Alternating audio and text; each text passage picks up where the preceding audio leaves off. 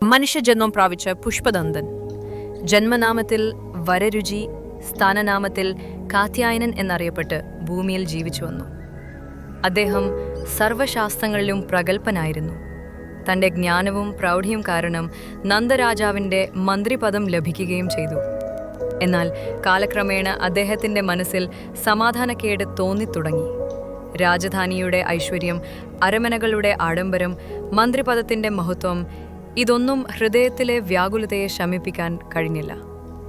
മനസ്സിലൊരു സമാധാനം വേണമെന്ന ആഗ്രഹം ശക്തമായി. അതുകൊണ്ട് അദ്ദേഹം അരമന വിട്ടിറങ്ങി.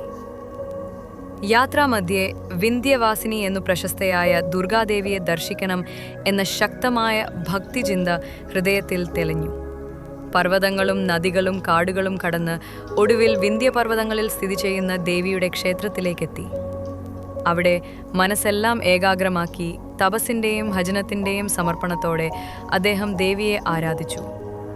രാവും പകലും ഹൃദയം മുഴുവൻ അമ്മയുടെ സ്മരണയിൽ മുഴുകി. ഒരു ദിവസം അദ്ദേഹത്തിൻ്റെ ഗാഢമായ ഭക്തിയിൽ പ്രസന്നയായി ദേവി സ്വപ്നത്തിൽ പ്രത്യക്ഷയായി.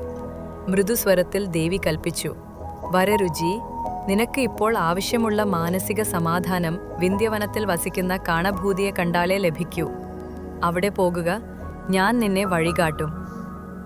സ്വപ്നത്തിൽ അമ്മ നിർദ്ദേശിച്ച സ്ഥലത്തിൻ്റെ അടയാളം അദ്ദേഹം വ്യക്തമായി കണ്ടു. അടുത്ത ദിവസം തന്നെ അതനുസരിച്ച് യാത്ര തിരിച്ചു. ദീർഘയാത്രയ്ക്ക് ശേഷം അദ്ദേഹം ഒരിടത്തെത്തി. അതു ഭയാനകമായ ഒരു വനപ്രദേശം. ചുറ്റും ശാന്തവും ഭീകരവുമായ ഇരുട്ടുമായിരുന്നു.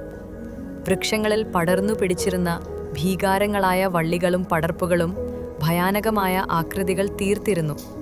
ജലമില്ലാത്ത വരണ്ട ഭൂമി, ചൂടാറുന്ന അന്തരീക്ഷം, ഒരു ഘോര വനത്തിൻ്റെ കാഴ്ച. ആ വനത്തിൻ്റെ നടുവിൽ പുലികളും കുരങ്ങുകളും മറ്റു ഘോര ജന്തുക്കളും തമ്മിൽ സംഘർഷത്തോടെ ജീവിക്കുന്ന വിചിത്രവും ഭയപ്പെടുത്തുന്നതുമായ ദൃശ്യങ്ങളും കാണാനായി. അതിൻ്റെ നടുവിൽ ആകാശം മുട്ടെ ഉയരുന്ന ഒരു പേരാൽ വൃക്ഷം കാത്യായനൻ്റെ കണ്ണിൽ പതിച്ചു. ആ വൃക്ഷത്തിനരികെ അനേകം പിശാചുകൾ വളഞ്ഞു നിന്നുകൊണ്ട് ഒരു പ്രത്യേക ദേഹിയെയും കണ്ടു. വൃക്ഷതുല്യമായ ഉയരമുള്ള, ഭീകരാകൃതിയുള്ള, കണ്ണുകളിൽ തീപ്പൊരി ജ്വലിക്കുന്ന കാണഭൂതി. പക്ഷേ ആ ഭീകരതയ്ക്കുള്ളിൽ ഒരു കരുണയുടെ ജ്വാലയും തെളിഞ്ഞു. കാത്യായനനെ കണ്ടയുടൻ കാണഭൂതി അവൻ്റെ അടുക്കിലേക്ക് വന്നു. പാദത്തിൽ വീണു. ശരീരം വിറച്ച് ഹൃദയം കരയുന്ന പോലെ തോന്നി. കാത്യായനൻ നിലത്ത് തന്നെ ഇരുന്ന് സൗമ്യസ്വരത്തിൽ ചോദിച്ചു, പ്രിയ കാണഭൂതേ, നീ സദാചാരനിഷ്ഠയോടെ ജീവിച്ചവൻ, എന്നാൽ എങ്ങനെ ഇങ്ങനെയൊരു ദാരുണാവസ്ഥയിൽ വീണു? കാണഭൂതി ദീർഘനിശ്വാസമെടുത്തു. കരളലിയിക്കുന്ന സ്വരത്തിൽ പറഞ്ഞു, കാത്യായന, എനിക്ക് എൻ്റെ ഈ ദുരവസ്ഥയുടെ മുഴുവൻ കാരണവും വ്യക്തമല്ല.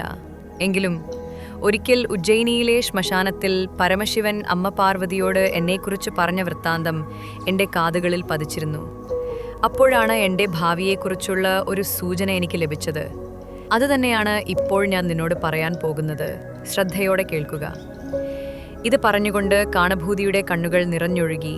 അവൻ്റെ ദുഃഖഗാഥ ആരംഭിക്കാനൊരുങ്ങി.